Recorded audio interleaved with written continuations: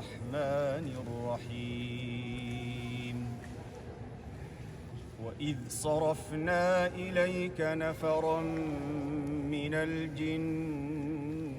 يستمعون القرآن فلما حضروه قالوا أنصتوا فلما قضي ولوا إلى قومهم منذرين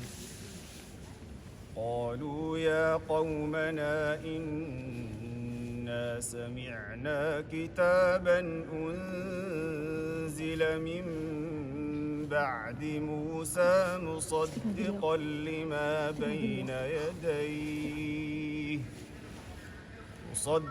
لما بين يديه يهدي إلى الحق وإلى طريق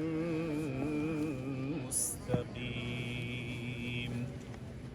يا قومنا أجيبوا داعي الله وآمنوا به يغفر لكم من ذنوبكم ويجركم من عذاب أليم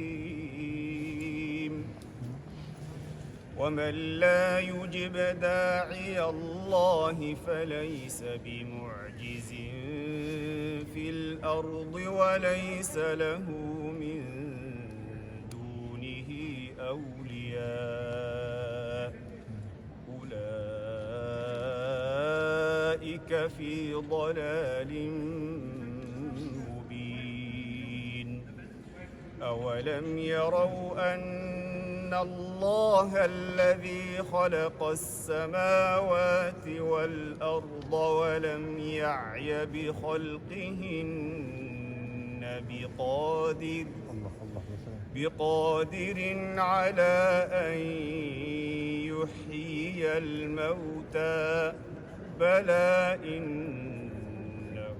على كل شيء قدير صدق الله العظيم.